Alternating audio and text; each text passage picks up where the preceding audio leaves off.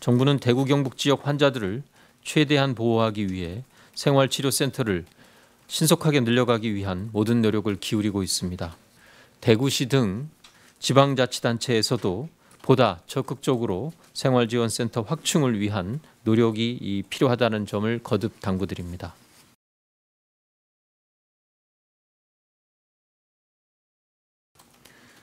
국무총리가 대구 현지로 내려간 지 9일째 되는 오늘 아침 대구 현지에서 총리 주재로 열린 중대본 회의에서는 생활치료센터 운영 현황, 자동차 이동형, 드라이브스루, 선별진료소 표준 운영 지침, 마스크 수급 현황을 보고받고 코로나19 지역 확산 방지를 위한 현안과 후속 조치 등을 논의하였습니다. 정세균 총리는 대구에서 7번째로 열린 중대본 회의를 주재하면서 의사와 간호사 등 의료인분들과 소방관, 군 장병 등의 사명감과 헌신에 대한 감사의 뜻을 전하였습니다. 또한 치료체계 개편을 통해 경증 환자들이 생활치료센터에서 보호를 받고 중증 환자 치료를 위해 의료 자원을 신속하게 집중하는 것이 중요하다고 강조하였습니다.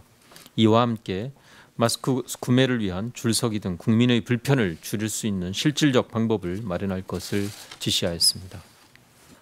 3월 2일 대구 소재의 중앙교육연수원이 개소한 이후 생활치료센터 3개소가 개소되어 약 600여 명이 생활하실 수 있는 센터가 확보되었고 3월 4일 0시를 기준으로 380여 명의 경증 환자가 입소하여 생활하고 계십니다. 대구 1생활지원센터 중앙교육연수원이 되겠습니다. 138명의 경증 환자가 입소하여 경북대병원의 의료관리화에 생활하고 계시며 어제 개소한 경북대구 2센터 농협교육원이 되겠습니다. 고려대학교 의료원의 지원하에 235명의 경증 환자가 입소하여 있습니다. 오늘 오전부터 영덕 소재의 삼성인력개발원 경북대구 1센터에는 210명의 경증 환자들이 입소하실 계획이며 삼성의료원의 의료 지원 하에 생활하시게 될 예정입니다. 내일부터 문경시 소재의 서울대학교 병원 인재원과 서울 성묘병원 의료진이 참여하는 경북 칠곡 소재의 한티 피정의 집과 대구은행 연수원 등도 개소하여 경증 환자들을 보호할 예정입니다.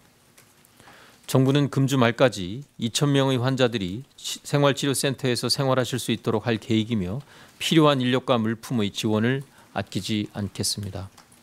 정부는 대구 경북 지역 환자들을 최대한 보호하기 위해 생활치료센터를 신속하게 늘려가기 위한 모든 노력을 기울이고 있습니다.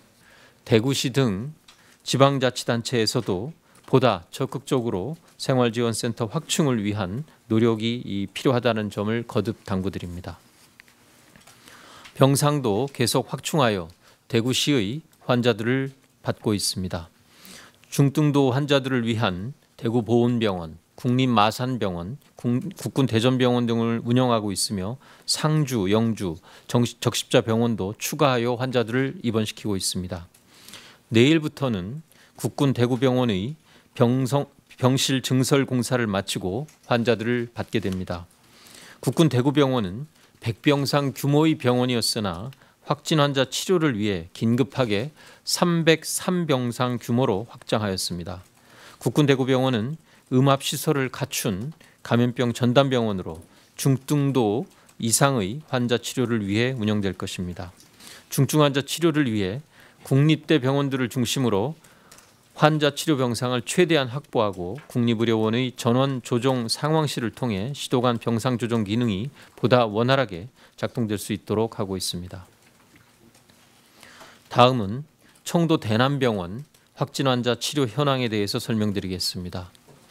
어제 국립중앙의료원에서 치료하고 있었던 중증 환자 1명이 상태가 호전되어 에크모 치료를 중단하고 음성 판정을 받은 이후 일반 정신질환자들을 위한 국립부곡병원으로 이송된 바 있습니다. 대남병원과 국립정신건강센터에서 치료 중인 62명에 대한 검사 결과 20명이 음성으로 판정되어 오늘부터 일반 정신질환자들을 위한 국립부곡병원으로 전원할 계획입니다. 내일까지 청도 대남병원의 환자들을 국립정신건강센터로 모두 전원 이송할 계획입니다. 자동차 이동형 선별진료소 드라이브스루 진료소 지침에 대하여 설명드리겠습니다.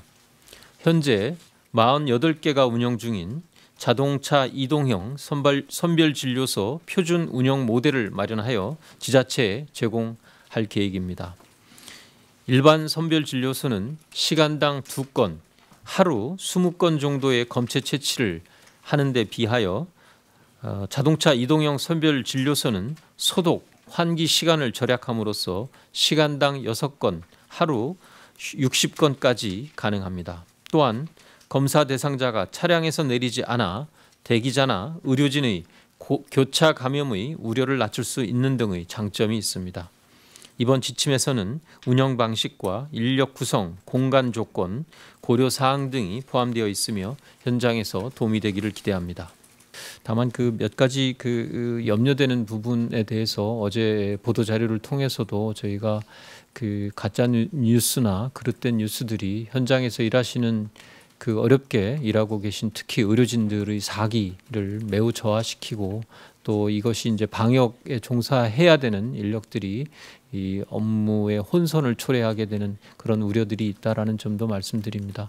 또 저희가 신속하게 정보를 공개하다 보니까 다소 이견이 있었던 부분이나 조금 더 조정이 필요했던 부분까지도 가능하면 먼저 밝히다 보니까 최후 확정되는 과정에서 부처 간의 엇박자다 또 혼선이다 이런 지적들이 있는 것도 사실입니다. 저희가 그러한 내용 그런 부작용을 감수하면서도 이렇게 말씀드리는 이유는 최대한 정확하고 신속하게 정부의 입장이나 움직이는 동향을 국민 여러분들께 알려드리기 위한 이러한 취지라는 점을 이해해 주시기 바랍니다. 직접 대구시 의사의 자원봉사자 100여 분이 지금 현재 집에 대기하고 있는 분들한테 직접 전화를 해서 증상을 확인하고 그다음에 나이라든지 기저질환 여부 이런 부분들을 총괄적으로 평가를 해서 중증도 분류를 하고 있습니다. 이것이 대구시 전체적으로 공통적으로 사용을 하는 거고요. 그래서 보건소와 대구시가 다르다라는 것은 대구시 같은 상황에서는 적용이 되지는 않습니다. 보건소에서는 중증도 분류를 하기 어려운 상황입니다. 그리고 이렇게 이제 분류가 된 중증도는 주로 경증, 그다음에 중증, 그다음 최중증으로 분류를 해서 중증 이상인 경우에는 의료기관에 바로 입원을 조치를 하도록 그렇게 하고 있습니다. 일단 병상이 확보되는 대로 바로 이제 조치를 하게끔 되어 있고 해당 대구 시내의 의료기관에서 이분들을 수용을 하지 못하는 경우에는 대구시에서 직접 국립중앙의료원의 전원조정상황실로 연락을 해서 조치를 하도록 그렇게 하고 있습니다. 책에는 이제 그렇다는 말씀이고요. 그리고 이제 경증인 경우에는 특히 연세가 있으신 경증 분들은 일단 생활치료센터로 우선으로 이송을 하는 것으로 되어 있고 비교적 이제 30, 40대 젊은 연령층 같은 경우는 조금 기다려서 생활치료센터로 이송을 하는 그런 데 시스템으로 되어 있다라는 말씀을 좀 드리겠습니다.